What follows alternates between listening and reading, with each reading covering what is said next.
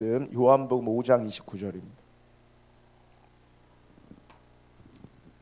요한복음 5장 29절 한 절인데 우리 한 목소리로 하나님 말씀 받겠습니다. 시작.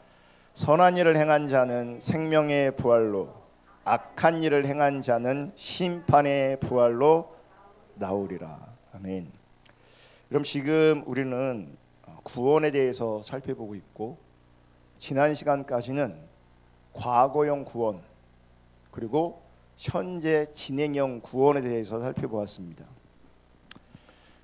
이 세상의 구원은 2000년 전 예수 그리스도가 이 땅에 오심으로, 또 십자가의 죽으심으로 시작되었습니다. 예수님이 십자가에서 온 인류를 위한 영원한 희생 제물로 죽음으로 말미암아 구원은 이미 시작되었습니다. 우리 인간은 그 예수님의 죽음이 나의 죄를 씻는, 나의 죄의 문제를 해결하는 제사였음을 믿음으로 말미암아 구원의 길에 첫 발을 내딛게 되는 것입니다. 이것이 과거형 구원인 겁니다. 이제 교회를 통해, 혹은 교회와 함께 매일 기도의 호흡과 말씀의 양식과 공동체 교제와 선교의 사명을 이어가면서 구원의 길을 가게 되는 것이죠. 이게 현재형 구원입니다. 이제 미래에 완성되는 구원에 대해서, 즉 미래형 구원에 대해서 이번 주와 다음 주에 살펴볼 건데요. 당신은 구원받았습니까? 라고 질문을 받는다면, 당신은 구원받았습니까? 질문을 받는다면 과거형 구원의 관점에서는 구원받았다라고 대답하는 것이 맞습니다. 현재 진행형 구원의 관점에서는 어떻게 말해야 됩니까? 구원받고 있다, 구원을 이루고 있다, 이렇게 답하는 것이 맞는 겁니다. 미래에 완성되는 구원의 관점에서는 그럼 우리가 어떻게 답해야 될 것인가? 미래 완성되지 않았어요. 그러니까 과거는 실제고 현재는 진행 중에 있어. 미래는 아직 오지 않은 거죠. 즉 완성되지 않았단 말이죠. 이런 관점에서 당신 구원 받았냐라고 하는 질문에 우리가 어떻게 답할 수 있겠는가? 사실 아직 구원이 완성되지 않았기 때문에 많은 사람들이 구원에 대한 답변보다는 도리어 나는 구원받을 수 있을까라고 하는 질문을 하게 됩니다. 그러니까 당신은 구원받았습니까? 라고 할 때 미래형 답변은 뭐냐면 구원을 받을 것이 돼요. 앞으로 내가 구원을 받을 것이다, 구원을 받을 것입니다. 근데 이게 정해진 게 아니잖아요. 이게 완성되지 않은 거잖아요. 그러니 나는 구원을 이룰 수 있을까? 나는 구원받을 수 있을까?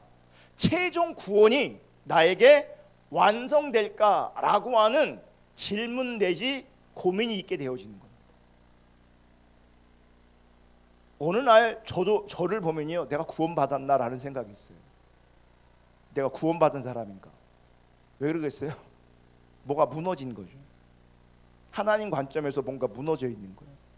그 모습을 보면 구원 못 받을 것 같은 거죠. 과거형으로는 분명히 구원받았지만 지금 구원을 이루는 자리에 몸부림치고 있지만 어떤 면을 보면 구원 못 받을 것 같은 그런 마음이 있단 말이죠. 여러분, 우리가 예수를 믿고 침례 혹은 세례를 받아 그리스도인이 되었어요. 이제 주일마다 교회에서 지체들과 함께 하나님께 예배를 드립니다. 일상에서 열심히 나름 기도하고 말씀과 교제의 삶을, 선교의 삶을 사는 사람도 마지막 날 자신의 구원이 완전히 이루어질 것을 생각하면 불안할 수 있다는 거죠. 왜냐하면 이루어지지 않았으니까, 완성되지 않았으니까. 마지막 구원이 완성되지 않았다고 예수님도 말씀하셨어요. 그게 오늘 본문의 말씀이에요.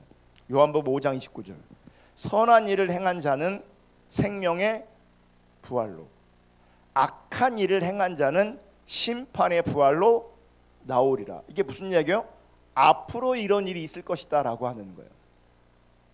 그래서 확증, 보증이 아니라 지금 뭐 말씀하시는 거예요? 구원으로 초청하시는 거예요. 미래형 구원으로, 온전한 구원으로 우리에게 초청하시는 거예요. 그런데 거짓 신앙에서는 구원을 초청으로 인식하는 것이 아니라 다 확증을 해요. 보증을 해요.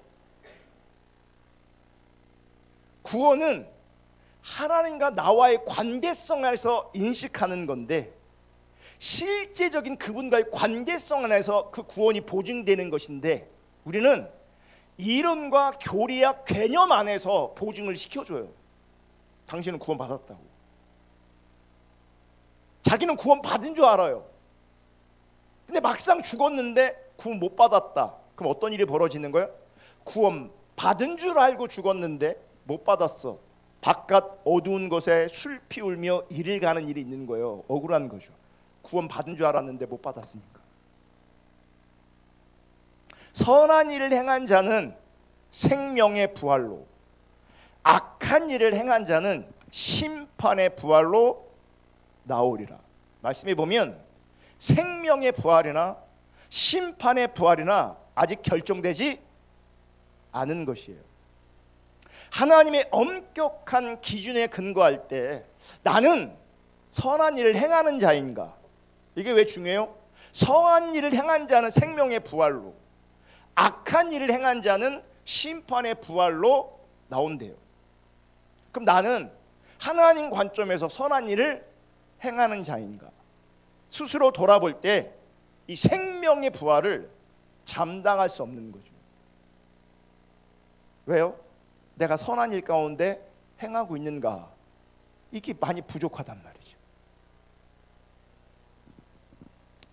그래서 많은 사람들이 구원의 최종 완성에 대한 불안감이 생기는 겁니다.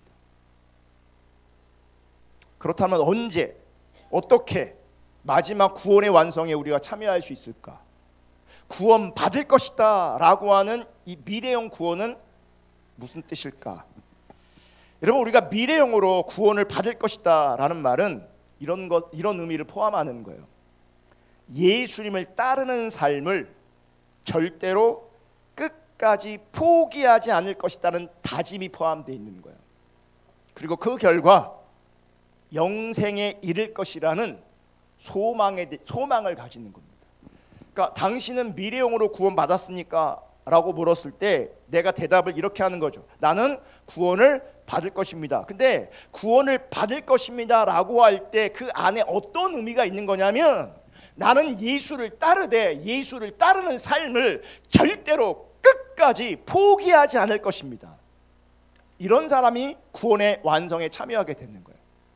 미래형 구원이 실제가 되는 것이고, 이런 사람이 영생에 이를 것이라는 소망을 확증할 수 있게 되어지는 거예요. 뭐 때문에요? 지금 내가 예수를 따라가고 있고 예수를 따라가는 그 삶을 절대로 끝까지 포기하지 않기 때문에 그 사람이 구원에 이르는 거예요. 우리 지체들 안에 근래에 어떤 자매의 좋은 소식이 있어요. 합격했대요. 합격. 보세요. 이 합격이 직장이든 대학이든 이 합격이 구원이라면 이건 현재형 구원입니까? 과거형 구원입니까? 미래형 구원입니까? 합격이 누구한테는 과거죠. 근데 내 그 합격을 추구하고 있다면 미래죠. 봐요. 이 합격이라는 구원에 이르기 위해서 대가를 치러야 돼요. 포기하지 않아야 돼요. 언제까지? 합격할 때까지. 중간에 포기하면 합격은 없어요. 즉 구원은 없는 거예요. 힘들었지만, 고단했지만 포기하지 않고 엉덩이 붙이고 공부할 때에 합격이라는 놀라운 축복의 소식이 들리는 것처럼 원리가 똑같아요. 그러니까 미래형으로 구원 받을 것이다 라고 할 때 지금 현재 절대로 끝까지 예수를 따라가는 삶이 포기되어지지 않아야 돼요. 그래야 영생에 이를 것을 소망할 수 있어요. 그러니까 내가 공부를 열심히 하고 있을 때 합격이라는 것을 내가 소망할 수 있어요. 내가 공부 안 해. 그는 본인도 알아요. 내가 합격이 어렵다는 걸. 왜요? 공부 안 하고 있으니까. 열심히 안 하고 있으니까. 열심히 안 하고 있는데, 공부를 안 하고 있는데 어떻게 합격을 원하겠냐고요. 본인도 안다고요. 내가 주님 따라가는 것을 지금 포기하고 있다면, 내가 주님 따라가는 것을 중단하고 있다면 그분은 구원에 이를 수 없어요. 그걸 다시 회복해 하셔야 돼요. 이런 친구가 있다고 보세요. 공부 조금 열심히 했다가 안 해. 힘들다고. 또 열심히 했다고 안 해. 이러면 안 되지. 또 열심히 했다가 또 안 해. 합격할까요? 불합격할 가능성이 클까요? 네? 이거 뭐 상식이잖아요.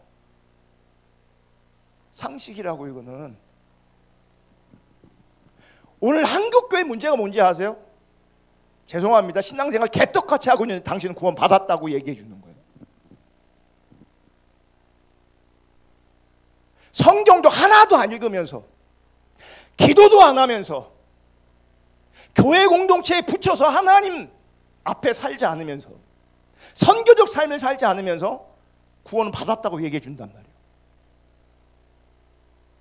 그건 세상에서는 일반적으로 상식적으로 통하지 않는 얘기인데, 그러면 어떻게 대충하고 막 살면서 뭔가 얻을 수 있냐고요. 선한 것을. 이 땅에도 이 세상에도 어떤 선한 가치를 이룰 때는요, 그냥 되는 거 하나도 없어요. 저절로 되는 거 하나도 없어요. 날로 먹는 거 하나도 없어요.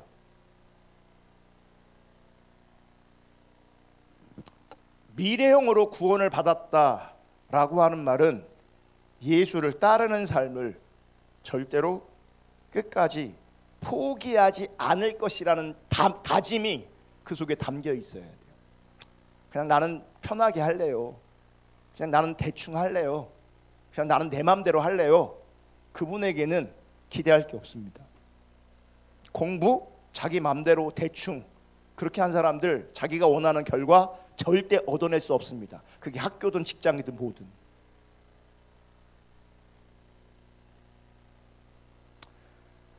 그러면 이 최종 구원은 어떻게 이루어지는가? 그리고 최종 구원을 대하는 그리스도인은 어떤 자세를 가져야 하는가? 첫 번째, 심판을 인식하셔야 합니다. 모든 일에는 시작이 있으면 과정이 있고 또 끝이 있어요. 세상도 마찬가지예요. 여러분도 마찬가지예요. 여러분의 인생도, 여러분 탄생이 있었어요. 인생을 살다가 반드시 뭐예요? 죽음이라는 끝이 존재해요.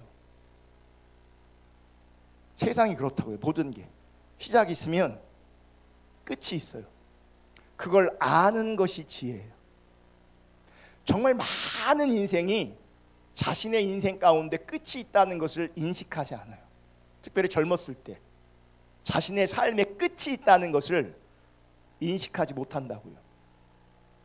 여러분, 기독교는 세상의 종말을 믿습니다. 기독교는 세상의 끝을 분명하게 말하고 있고요.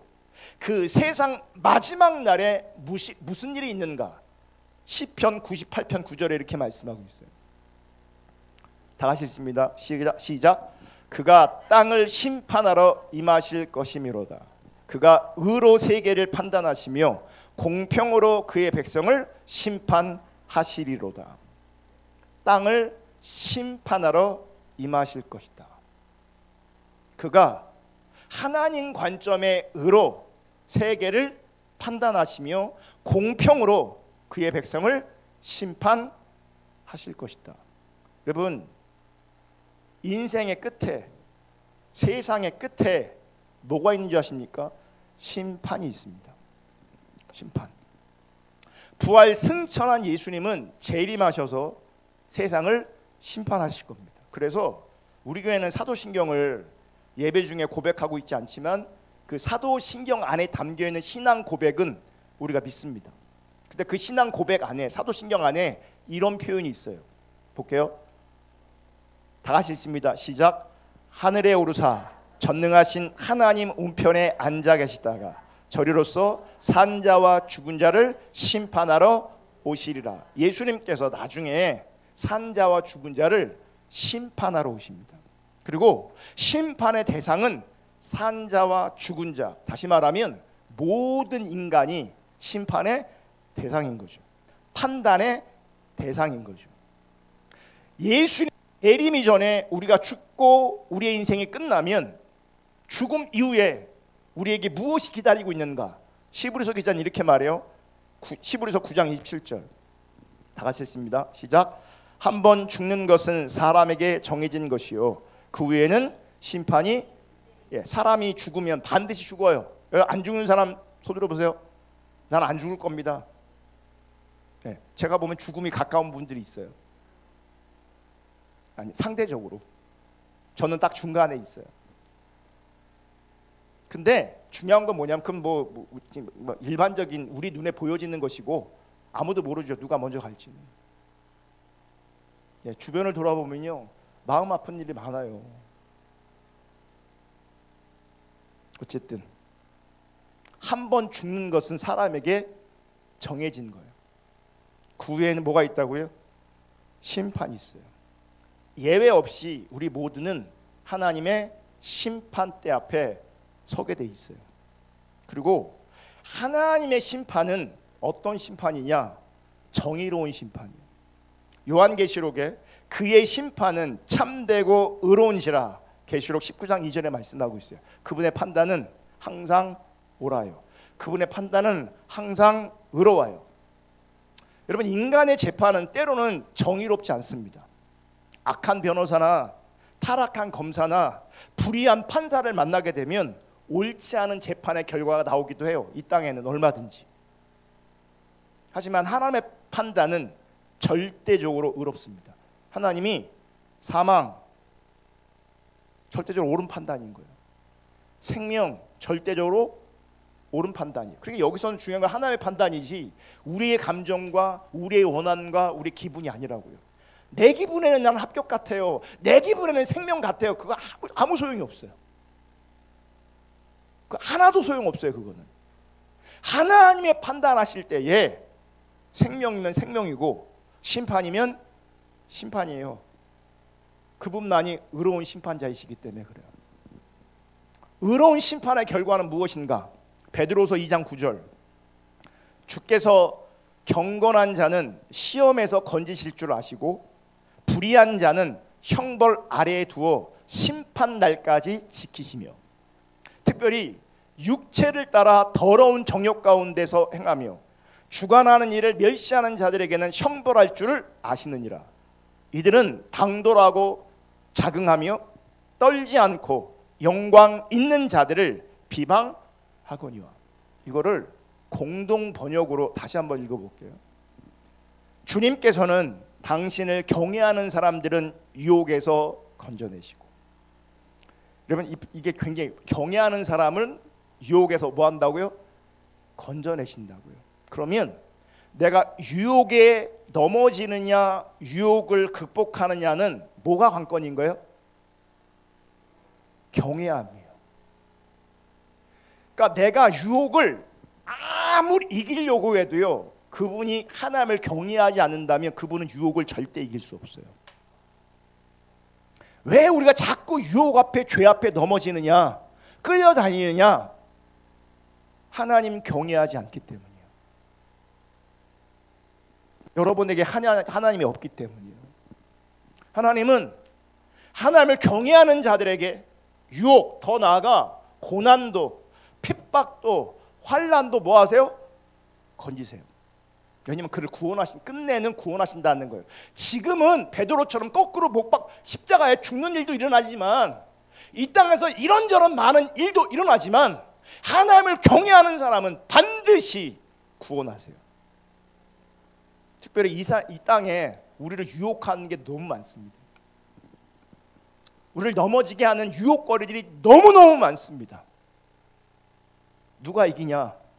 그 유혹을. 하나님 경외하는 자들이 그 유혹에서 구원받습니다. 그 유혹에서. 그래서 넘어지면 스스로도 판단하시고 점검하셔야 돼요. 내 안에 하나님 없구나, 내가 하나님 경외하지 않구나, 그래서 내 이 시험에, 이 유혹에 자유롭지 못하구나, 끌려다니고 있구나. 여러분, 유혹에 넘어져 있다, 유혹에 끌려다니고 있다, 그분은 만사를 제쳐놓고 하나님 앞에 엎드리고 회개하셔야 돼요. 그리고 무엇보다도 하나님 경외하기를 회복하셔야 돼요. 돈 번다고, 공부한다고, 이런저런 한다고, 이런저런 일 때문에 이 유혹에 넘어지는 문제를, 혹은 하나님 경외하지 않는 문제를 해결하지 않는다면 여러분에게는 소망이 없습니다.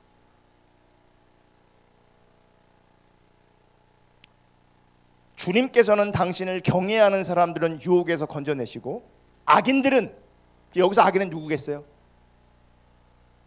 경외하지 않는 사람들. 하나님 경외하지 않는 사람이 악인이에요. 우리가 속는 게 뭐냐면, 우리가 보기에는 다 착해 보이는 것에 속는 거예요. 여러분, 우리 인간은 절대 착하지 않습니다. 우리 인간은 절대 순수하지 않습니다. 만약 내가 순수하다, 착하다라고 여기고 있다면 제가 분명히 말씀드립니다. 착각입니다. 내 새끼는, 내 자식은 너무너무 착해요. 내 자식은 너무너무 순수해요. 제가 분명히 말씀드립니다. 착각입니다. 이 땅에는 그 어떤 인간도 착하고 순수한 인간 없습니다. 그 순수함이, 그 착함이 언제 회복되냐면 우리가 여호와를 경외할 때 회복되는 겁니다. 여호와 없으면, 하나님 없으면 다 악합니다. 그걸 전제하셔야 돼요. 아멘. 악해. 그러니까 실망할 일도 없어. 내 남편과 내 아내가 왜, 내 자식 새끼들이 왜 저러냐? 기억하세요. 악하다니까. 악해서 그래, 악해서. 그럼 적어도 이해는 되죠. 적어도. 왜 이렇게 꼴통짓을 할까, 저 인간이? 악해서 그런다니까요. 선한 게 없어서 그렇다니까요. 근데 우리 타락한 안목이요, 지 새끼는 되게 이뻐 보여요. 선하게 보인다고요. 네. 나로부터 이 땅에 있는 모든 인간들은 악하다. 그걸 인정하셔야 돼요. 하나님을 경외하지 않는 사람들은 다 악한 거예요. 악인들은 심판 날까지 계속 벌을 받게 하실 수 있으십니다. 그러니까 하나님 경외하지 않는 자들은요, 계속 심판받는 거예요. 어떤 심판을 받는지 아십니까? 이 땅에서부터 심판이 시작돼요. 하나님을 경외하는 자들 가운데 그 안에 평안이 있어요. 주님이 주시는 안식이 있는 거예요. 주님이 주시는 안정감이 있는 거예요. 아멘. 근데 이 땅에 하나님 없는 악인으로 살 때는요, 맨날 불안해요. 돈을 벌어도, 돈이 많아도 불안해요. 거기에 참된 기쁨과 참된 안식이 없어요. 거기에는 이미 심판이 시작된 거죠. 사실 인간이 하나님을 떠난 이후에 심판이 시작됐어요. 늘 불안해요. 늘 외로워요. 늘 허전해요. 이거 하면 채워질까, 저 사람 만나면 채워질까 하지만 채워지지 않아요. 젊은 분들 제발 부탁하는데 하나님 없는 만남의 선택하지 않기를 축복합니다. 결과는 실패입니다. 왜요? 아무리 잘 골라도 그 인간이 악하다니까. 하나님 경외하지 않는 인간은 악하다니까요. 잠짓고 콩깍지가 쪄갖고 막 이뻐 보이고 선해 보이고 아름다워 보이고 내 인생을 책임질 것 같고 내 행복을 책임질 것 같지만 악하다니까. 지밖에 모른다니까. 지밖에. 정말 조심스럽게 여러분 어른들한테 물어봐요. 정말 물어보라고. 하나님 없는 선택에 기뻐하고 만족하고 있냐 물어보라고. 진짜. 하나님 없는 만남의 선택을요, 어른들은요 100번 다 반대할 겁니다. 이뻐요, 잘생겼어요, 돈 많아요, 그래도 반대할 겁니다. 정말 성숙한 어른이라면. 그래 돈은 많단다 가라. 나쁜 인간이에요 이건. 그래 네 평생 편하게는 살 수 있어. 그거 속는 거예요. 마음이 안 편한데 뭐가 편하라고? 몸뚱아리가 편하면 편한 거냐고요. 정말 다시 한번 말씀드리는데, 하나님 없는 만남을 선택하지 않기를 주님의 이름으로 축복합니다. 하나님 경외하는 사람을 만나야 돼요. 목사님 없는데요? 혼자 살아. 그게 홀라. 맞대잖아요.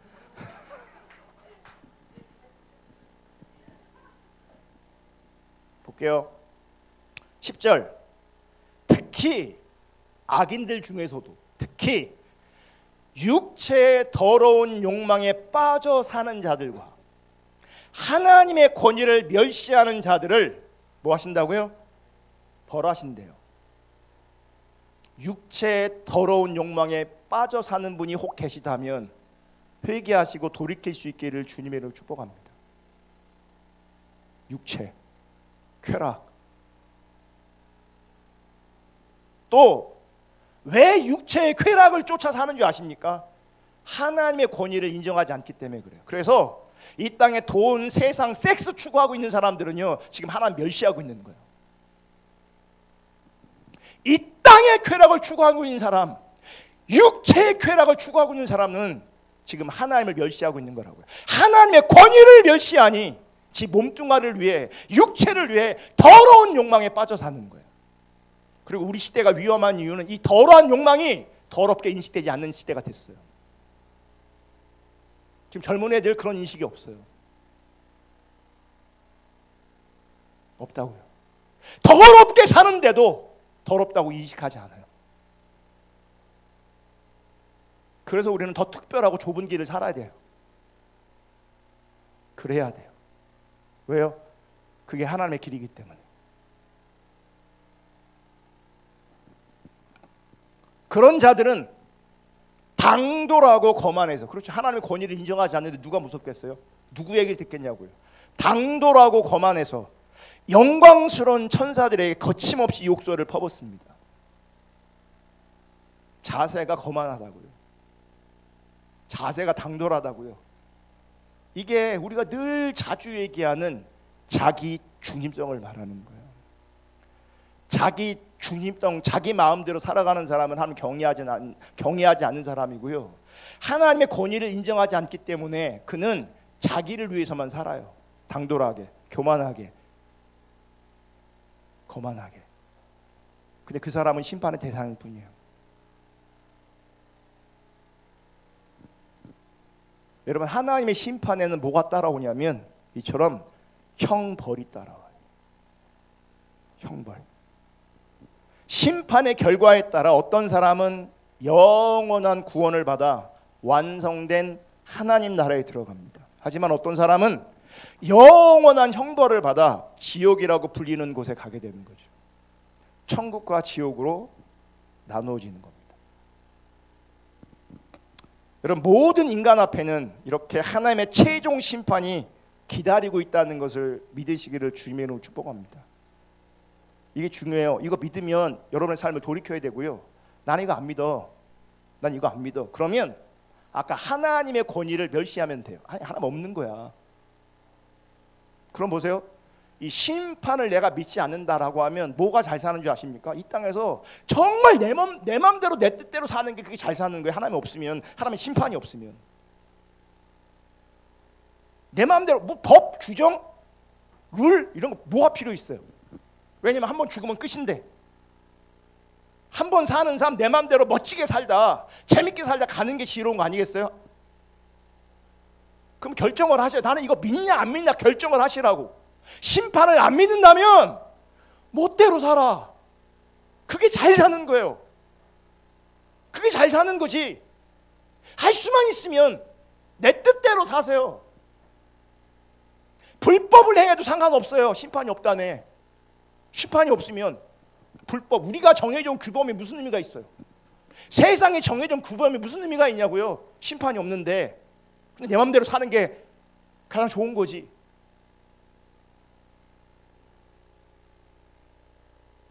하지만 하나님의 심판이 있다 라고 내가 믿는다면 하나님 경외하셔야 돼요. 참된 믿음을 회복하셔야 돼요. 이것도 저것도 아니다. 그건 가짜 신앙이에요. 그런 신앙은 없어요. 성경이 말하는 신앙은 그런 신앙이 아니에요. 구원을 위해서 오늘을 참고 견디고 구원을 위해서 끝까지 주님 함께하고 주님 따라가는 거예요. 그렇게 구원을 이루어 가는 거예요. 나를 위해 사는 게 구원이 아니에요. 신앙이 아니에요. 심판의 결과에 따라 영원한 구원 천국이냐, 심판의 결과에 따라 영원한 형벌이 결정되는 겁니다. 우린 그걸 믿는 겁니다. 여러분, 우리는 그 심판에서 영원한 구원을 받기를 원합니다. 제가 구원받기를 원하고, 우리 자녀들이 구원받기를 원하고, 여러분들이 구원받기를 원합니다. 이 땅에서 빌 게이츠처럼 살아도요, 영원한 형벌을 받는다면 그 인생은 잘못 산 겁니다.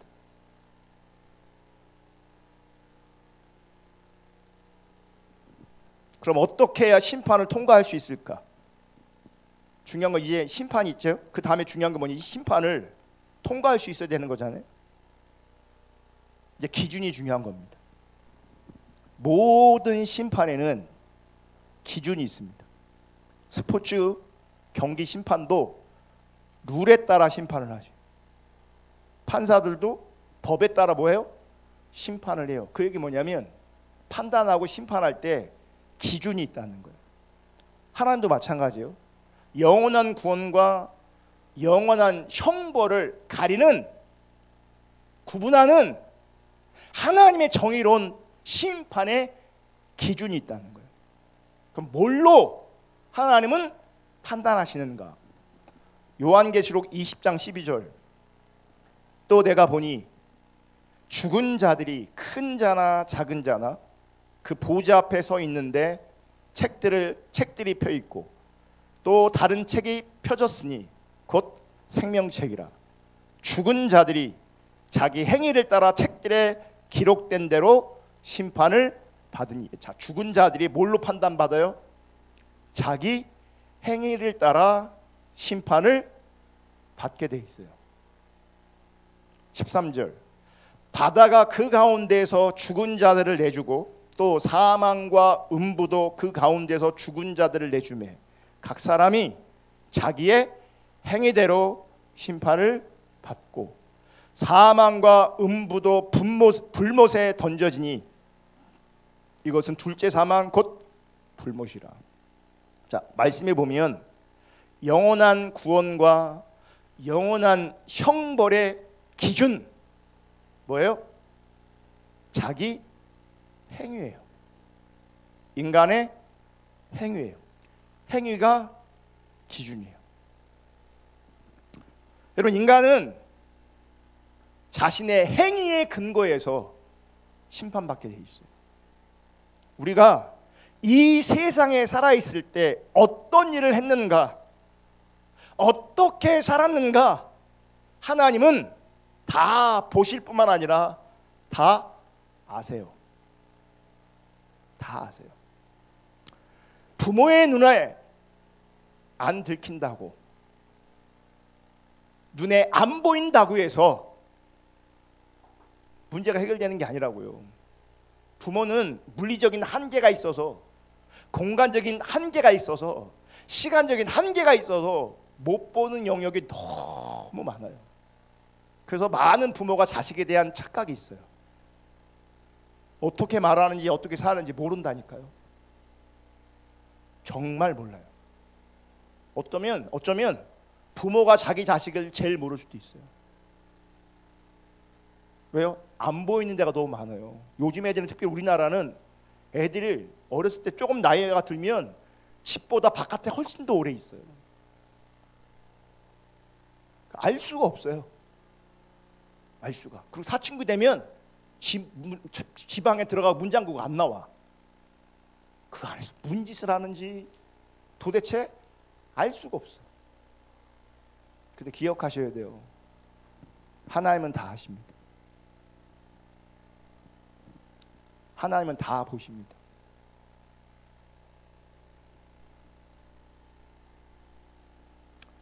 어떤 분은 이렇게 생각할 거예요. 아니, 구원은 믿음으로 받는데 어떻게 구원을 행위로 받는다고 말할 수 있는가? 영원한 구원과 영원한 형벌의 기준이 어떻게 믿음이 아니라 행위인가? 우리가 행위로 구원을 받는다면 그것은 비성경적인 것이 아닌가라고 생각하는 분이 있을 수 있습니다. 그런데 지금 성경에서 말하고 있는 거잖아요. 제가 말한 게 아니라 분명히 행위를 따라 심판한다잖아요. 그래서 우리는 믿음과 행위 혹은 행위와 믿음에 대한 관계를 명확히 알 수 있어야 돼요. 성경이 말하는 행위로 판단하신다는 얘기는 믿음의 결과를 말하는 거예요. 그러니까 참된 믿음의 결과로서 행위가 있을 때 뭐가 인정되는 거예요? 행위가 아니라 그 믿음이 인정되는 거라고요. 그래서 어떤 믿음을 가지고 살았는가가 그 행위로 말미암아 드러난다는 거죠. 아까 베드로 후서 2장 9절을 읽었는데 그냥 제가 읽어드릴게요. 육체의 더러운 욕망에 빠져 사는 자들과 하나님의 권위를 멸시하는 자들을 벌하실 것이다. 이 사람들은 왜 이렇게 살까요? 믿음이 없으니까 그런 거예요. 혹은 믿음이 가짜라서 그러는 거예요.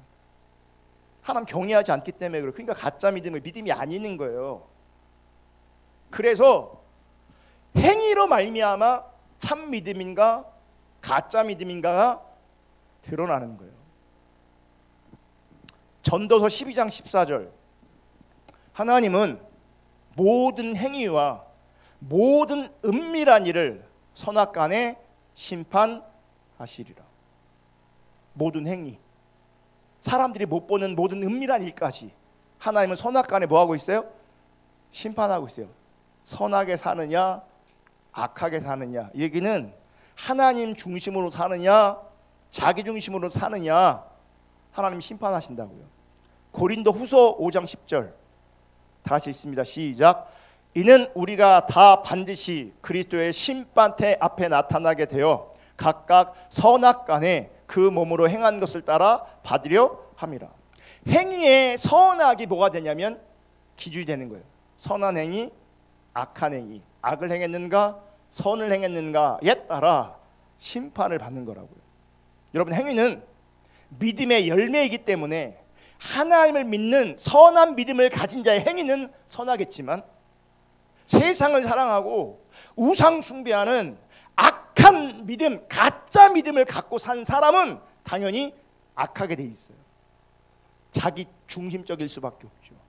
그래서 여러분, 참 신앙 안에서만 선한 행위의 열매가 나오는 거예요. 거짓 신앙에서는 악한 행위의 열매가 나오는 거예요. 잘 들으셔야 되는데, 나는 십자가 복음을 공부하고 있고 하나님 십자가 복음의 내적 치유를 공부하고 있고 우리 교회는 늘 참 신앙에 대해서, 남은 자 신앙에 대해서 듣고 있어. 내가 배우고 있어. 듣고 배우는 대로 내가 참 신앙으로 세워지는 게 아니고요, 결정되는 게 아니고요, 듣는 거 잘 배우는 건 참 감사하지만 내가 진짜냐 가짜냐는, 참된 믿음이냐 가짜 믿음이냐는 뭘로 나타나는 거냐면 행위로 나오는 거라고요. 좋은 열매, 나쁜 열매, 선과 악으로 나타나는 거라고요. 그러니까 참 신앙은 선한 행위의 열매가 나타나고 거짓 신앙은 악한 행위의 열매가 나타나는 거예요. 그러니까 십자가 복음을 신앙의 본질을 그렇게 많이 배워도 들어도 내 삶에 자기 중립적인 삶의 열매, 악한 열매가 나온다면 그분은 가짜 신앙인 거예요. 그분은 조금 전에도 제가 언급해 드렸지만 성경을 보면 행위가 아닌 믿음으로 구원받는다라고 분명히 말하는 데도 있거든요. 반복해서 말씀드리지만 여기서 비판하는 행위가 아니라 믿음이다, 참된 믿음이다. 그래서 여기서 말하는 부정적인 행위는 뭐냐면 믿음의 결과로 우러나는 선행이 아닌 걸 말하는 거예요. 뭐냐면 사랑 없는, 헤세드 없는 율법의 행위, 종교적 행위를 말하는 거예요. 이 본질이 없는 걸 말하는 거죠. 그러니까 율법적 행위, 종교적 행위라고 하니까 막 딱딱하고 뭐 전통에 매여 있고 이런 걸 우리가 상상하거든요. 그게 아니에요. 이 율법의 행위 안에도, 종교의 행위 안에도 소위 말하는 우리가 은혜라는 감정이 얼마든지 있을 수 있다고요. 거기도 눈물, 감동, 은사 이런 게 다 나타날 수 있다고요. 우리는 나한테 눈물이 있고 은사가 나타나고 그러니 메시지를 또 옳은 메시지를 들으니 나는 진짜다라고 얼마든지 착각할 수 있어요. 뭘 봐야 되냐면 내 행위 안에 사랑이 있냐는 거예요. 이 사랑 없이 율법적으로 행하고 종교적으로 행할 때 그곳에 감동이 있고 어떤 느낌이 있고 신비한 경험이 있고 하더라도 그거는, 이 행위는 하나님 앞에 인정받을 수 없는 행위가 되는 거예요. 예수님 시대도 그렇고 바울 시대도 마찬가지예요. 그때 팽배한 신앙관이 뭐였냐면 유대인들 중에는요, 대부분의 유대인들이 하나님을 향한 믿음, 즉 하나님 사랑, 이웃 사랑의 마음이 없이 율법의 규칙들을 준수하는 것이 신앙생활 잘하고 있는 것이다 라고 생각하는 사람들이 주를 이루었어요. 그리고 이런 신앙관은 시대마다 항상 주를 이루었어요. 대부분은 작은 교회, 큰 교회 할 것 없이 사람들은 이런 왜곡된 신앙을 다 가지게 돼 있어요. 제가 가르쳐 보니까 저만 그러는 게 아니에요. 종종 어떤 분이 그러더라고요. 정말 잘 가르쳐도, 기도만 하더라도 주시옵소서가 그게 기도가 아니라고, 하나님과 소통하고 대화하는 게 기도라고 그렇게 가르쳐도 여전히 사람들은 주시옵소서 이러고 있다고요.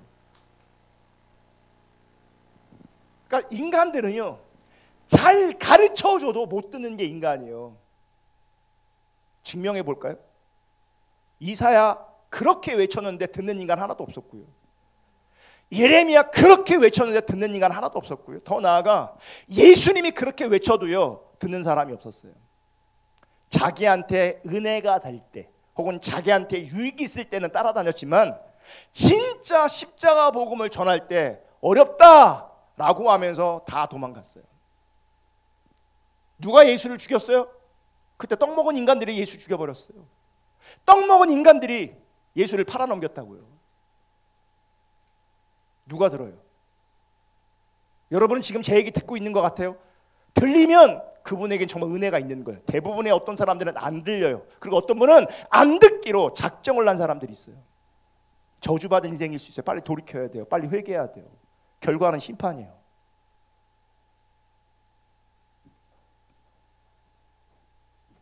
율법의 규칙만을 준수하며 사는 사람들, 이게 우리가 늘 얘기하는 거짓신앙 율법주의를 말하는 겁니다. 율법의 내용이 돼야 할 헤세드, 하나님을 사랑, 이웃 사랑이 빠진 채 껍데기만 남은 종교 행위를 통해 구원 받으려고 하는 거죠. 근데 그들은 구원 못 받아요. 왜냐하면 거기 진짜가 없거든요. 껍데기만 있거든요. 모양만 있거든요. 형식만 있거든요. 진짜가 없으니 구원 받을 길이 없어요. 그래서 바리새인들에게 예수님이 기회가 되면 저주를 외치고, 왜 저주를 그렇게 외치겠어요? 돌이키라고 하는 거예요. 돌이키라고. 착각하고 있으니까 그들은 거꾸로 지금 착각하고 있다니까요. 그러니까 죄인들을 만나서는요, 어떻게든 그들을 섬기며 사랑하면서 구원하거든요. 그들은 조금만 얘기해도 자기들이 죄인인 거 알아요. 왜냐면 죄인으로 살았으니까, 자기들이 죄인으로 존재했으니까. 근데 이 바리새인들, 서기관들, 제사장들은, 레위 지파 사람들은요, 자기가 거룩한 신앙생활을 하고 있다고 생각해요. 그러니 메시지가 강해지는 거야. 화 있을진저 라고 세게 얘기하는 거예요. 니네 지금 착각하고 있는 거라고. 니네 지금 신앙생활하고 있는 게 아니라고. 니네 그따위로 신앙생활하다가 니네 심판받고 저주받는다고 예수님이 말하는 거거든요. 정말 애정을 가지고 싸우려고 하는 게 아니라 애정을 가지고 스스로를 돌아보라고 강력하게 외치는데 하나도 안 들어요. 하나도 안 들어요.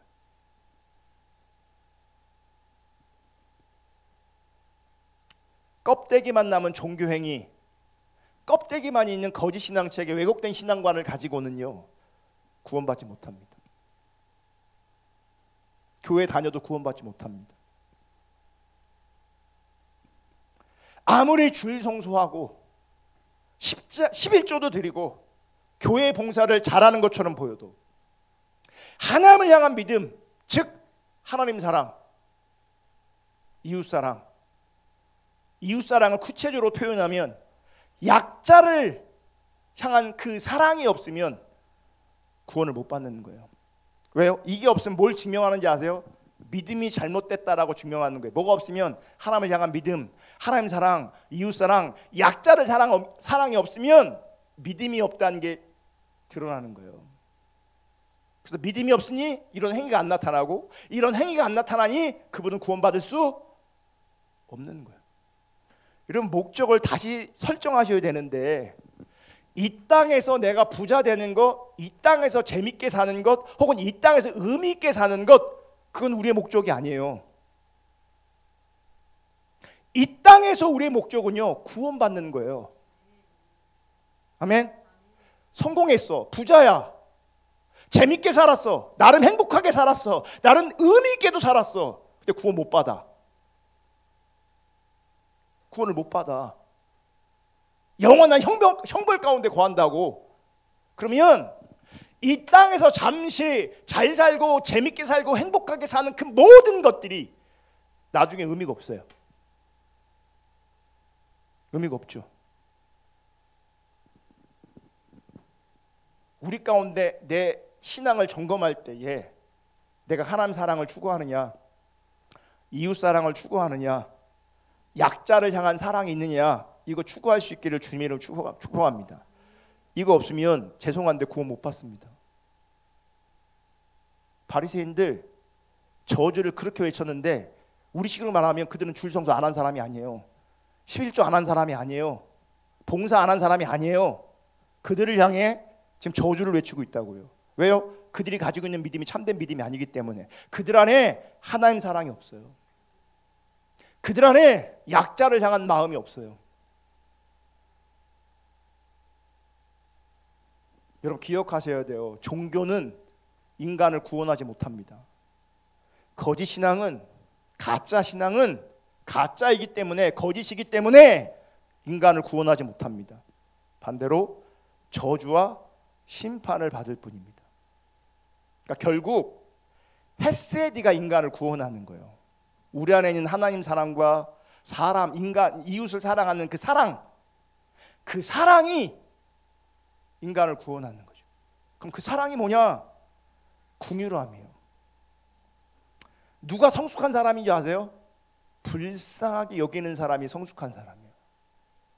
약한 사람이 보이면 불쌍해. 그러니까 하나님 없는 사람, 하나님 경외하지 않는 사람들은요 이런 긍휼히 여기는 마음이 없어요. 약자의 고통을 바라보면서 공감하고 같이 아파하고 잠 못 이루고, 그 약자를 보호하기 위해서 발벗고 나서고 잠 못 이루고, 그게 긍휼이에요. 왜 하나님을 향한 믿음으로 구원을 얻는 것인데 왜 특별히 약자를 사랑해야 되냐, 왜 도와줘야 되냐, 왜 섬겨야 되냐. 마태복음 25장 44절 볼게요. 그들도 대답하여 이르되 주여 우리가 어느 때에 주께서 줄이신 것이나 목마르신 것이나 나그네 되신 것이나 헐벗으신 것이나 병드신 것이나 옥에 갇히신 것을 보고 공양하지 아니하더이까. 이에 임금이 대답하여 이르시되 내가 진실로 너에게 이르노니 이 지극히 작은 자 하나에게 하지 아니한 것이 곧 내게 하지 아니한 것이니라 하시니니 그들은 영벌에 의인들은 영생에 들어가리라 하시니라. 지금 양과 염소로 구분하시는 거예요. 그러니까 이 말씀도 잘 보면 지금 영벌에 들어갈 사람들 있잖아요. 여기 지금 영벌에 들어갈 사람들이 염소로 취급되는 사람들이거든요. 양이 아니라. 근데 이 사람들도 지금 임금님하고 뭐 하고 있어요? 대화하고 있어요. 그죠?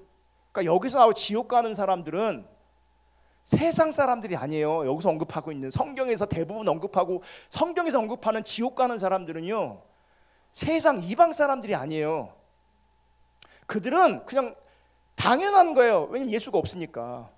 근데 지금 성경에서 말하는 대부분의 천국과 지옥이냐, 양과 염소, 알곡과 가라지는 여기 안에 있는 거예요. 여기 안에. 적어도 어떤 교회에 100% 그 교인들은 다 구원받는다 이런 건 없어요. 이런 거 없어요? 그러면 적어도 제 마음대로 반만 구원받아요. 여기서 반. 그럼 왜 누구는 구원받는 거고 누구는 못 받는 거잖아요. 여기서 제가 마음대로 그러면 3분의 그러니까 그 뭐죠? 3분의 2가 구원받아. 3분의 1은 구원 못 받아. 이렇게 하면 이렇게 얘기해도 누군가는 여기서 누군가는 분명히 여기에 뭐가 있냐면 염소가 있고 가라지가 여기 있는 거예요. 아니 100% 구원받는 데가 없다니까요. 어떤 교회든 100% 그 교회 가면 다 100% 구원받는 그런 거 없어요. 없다고요. 그럼 분명히 여기 안에는 양과 염소가 있고 알곡과 가라지가 분명히 있어요. 여기서 많은 사람이 뜨끔해야 돼요. 정말 많은 사람이 뜨끔하셔야 돼요. 그리고 돌이켜야 돼요.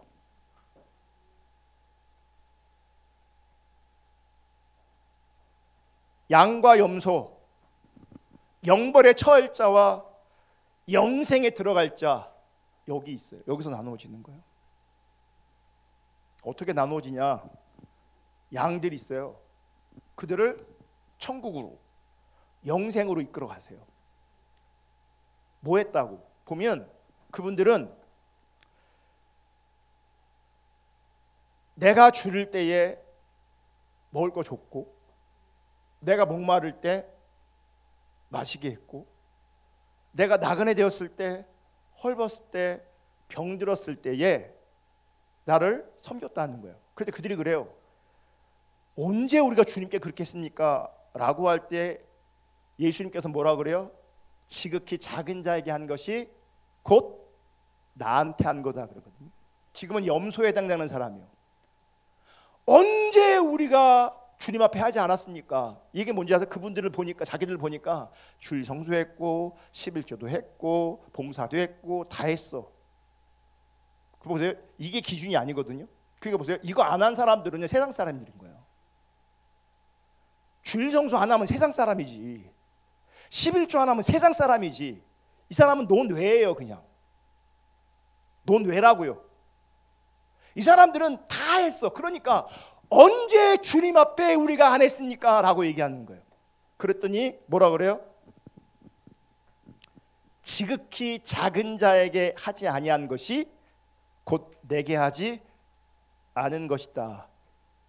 이렇게 말씀하시면서 염소 자리에 있는 그들, 염소라고 불리우는 그들은 영벌에, 의인, 양으로 불리우는 그들은 영생에 들어가요. 말씀해 보면 예수님은 약자와 자신을 동일시해요. 그럼 어떻게 약자와 예수님과 동일하게 되는가? 그 의미가 있어요. 그건 제가 다음 주에 설명드릴게요. 어쨌든 못 먹는 자, 외로운 자, 가난한 자, 병든 자, 의를 행하다가 감옥에 갇힌 자, 그들 가운데 누가 있는 거예요? 예수가 있는 거고, 그들을 사랑하고 섬기면 성경은 뭐라고 말하냐면 나한테 한 거다 그러는 거예요. 나한테 한 거다. 그게 그들을 바라보면서 긍휼한 마음을 품고 자기 것을 베풀고 나누는 삶을 살 때 그분이 구원을 받는 거예요. 사랑할 때 구원을 받는 거예요. 사랑은 표현되어지는 거거든요. 약자들의 필요를 채우는 삶, 이게 구원이라고요. 이런 사람이 나중에 뭘 받는 거예요? 완성된 구원에 참여하게 되는 거예요. 자, 야고보서 2장 13절 요것만 읽고 마치겠습니다. 긍휼을 행하지 아니하는 자에게는 긍휼 없는 뭐가 있다고요? 심판. 긍휼을 행하지 않으면 그냥 이 세상의 가치를 따라 난 성공한 사람이야. 사람들이 성공했다고 부러워하고 존경까지 해. 그리고 그 성공의 자리에서 자기만 잘 먹고 잘 살아. 자기들만 잘 먹고 잘 살아. 긍휼함이 없는 삶을 살아. 기억하십시오. 심판이 있습니다. 제 말이 아니고요. 성경이 말해요. 긍휼 없는 심판이 있어요. 긍휼을 행하지 않았기 때문에 그에게도 뭐가 임하지 않아요? 긍휼이 임하지 않아요. 하나님 나를 불쌍히 여기지 않는다고요. 그냥 뭐예요? 저주 아래 있는 사람인 거예요. 이게 얼마나 무서운 표현이에요. 긍휼 없는 심판이 있을 것이다. 안 봐준다는 얘기예요. 긍휼은 심판을 이기고 자랑하느니라. 심판에서 심판을 뭐가 극복하게 해요? 긍휼. 긍휼이 심판을 이겨요. 긍휼이 심판을 극복해요. 그러니까 이 땅의 가치관을 가지고 잘 산다, 성공했다 이게 아니에요. 그게 잘 살고 성공한 게 아니야. 하나님 관점에서는 긍휼히 여기는 삶이 성공한 거예요. 왜요? 그분이 심판받지 않고 구원받으니까. 긍휼히 여기는 삶. 14절 내 형제들아 만일 사람이 믿음이 있노라 하고, 자, 믿음이 있다고 스스로 여겨요. 그럼 왜 이 사람은 왜 믿음이 있다고 얘기할까요? 종교적 행위 때문에 그래요. 그러니까 자기는 믿음이 있다는 거죠. 우리는 더 심할 수 있어요. 십자가 복음을 배워서. 그래서 믿음이 있다고 생각할 수 있어요. 아니, 십자가 복음 배우는 건 정말 은혜이지만 그것 자체로 내 안에 믿음이 있는 게 아니에요. 은사를 경험했다고 참된 믿음이 있는 게 아니에요. 그래서 얘기하는 거예요. 내 형제들아 만일 사람이 믿음이 있노라 하고, 그 사람은 행위 때문이지 은사 때문이지 뭐 때문이지 어쨌든 자기는 믿음이 있다고 여기는 거예요. 근데 믿음이 있다고 하는데 행함이 없으면 무슨 유익이 있으리요? 그 믿음이, 여기서 말한 믿음은 뭐예요? 자기가 생각한 그 믿음이, 자기가 믿음이 있다고 한 그 믿음이 능히 자기를 구원하겠느냐? 이 얘기는 뭐예요? 구원 못한다는 거죠. 믿음이 있다고 얘기하는데, 자기는 믿음이 있다고 얘기하는데 나름은 믿음의 근거도 얘기하는데 그 믿음이 너를 구원할 수 없다는 거예요. 왠지 아십니까? 왜 그 믿음이 아닌 줄 아세요? 그분에게 긍휼이 없는 거예요. 긍휼이 없으면 믿음이 없는 거예요. 긍휼이 없으면. 그러니까 긍휼이 없는데도 얼마든지 나는 믿음이 있다고 착각할 수 있고, 그 착각된 믿음은 나를 구원시킬 수 없는 거예요. 근데 오늘날 많은 교회들은요, 착각을 사실로 오해하게 만들어요. 신앙생활 열심히 하니, 기도 열심히 하니, 어떤 행위가 있으니 당신은 당연히 구원받았다고요. 거기다가 어디다 대고 구원 못 받았다고 얘기할 수 있겠어요.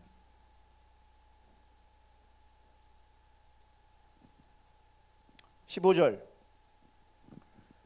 만일 형제나 자매가 헐벗고 일용할 양식이 없는데 너희 중에 누구든지 그에게 이르되 평안히 가라, 덥게 하라, 배부르게 하라 말만 하는 거죠. 그러면서 그 몸에 쓸 것을 주지 않으면 무슨 유익이 있으리요? 이와 같이 행함이 없는 믿음은 그 자체가 죽은 것이라. 그럼 여기서 말하는 행함이 있는 믿음 뭐예요? 종교 행위를 말하는 게 아니죠. 헤세드, 긍휼을 말하는 거예요. 이 긍휼이 없는 믿음은 죽은 믿음이에요. 행함이 없는 믿음이라고요. 구원 못 받는다고요. 묻잖아요. 그 믿음이 너를 구원하겠느냐? 답은 뭐예요? 아니다라는 거예요. 왜 아니겠어요? 그 믿음은 가짜 믿음이기 때문에 그러는 거예요. 여러분, 하나님의 최종 심판의 기준은 여러분의 삶입니다. 여러분의 행위입니다. 생전에 선행을 했는가, 악행을 했는가를 보시고 하나님께서는 상벌을 내리십니다. 상을 받기 위한 선행은 긍휼이고, 긍휼의 삶의 본질은 참된 믿음인 겁니다. 가난한 자를 보며 불쌍한 마음을 가지고 자기 소유를 베푼 자가 영원한 생명을 얻게 되는 겁니다. 한 가지만 정리하고 말씀 마칠 건데요. 참된 행위, 거짓된 행위 어떻게 구분되는가? 똑같이 행위로 나타나. 오늘 이렇게 말하면 주변에 이제 돌아본단 말이에요. 돌아보고 저 사람 가난한 사람이 있고 그러면 내가 가난한 사람이 살려준단 말이에요. 그러면 나는 참된 구원, 참된 믿음이라고 스스로 또 뭐 하게 돼 있어요? 여기게 돼 있어요. 근데 그게 잘못한 거냐? 그건 잘못한 건 아니잖아요.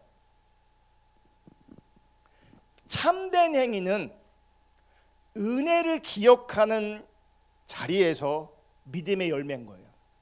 그러니까 불쌍한 사람, 가난한 사람이 있어, 내가 도와줬어, 섬겼어. 그러면 내 안에 뭐가 있는 줄 아세요?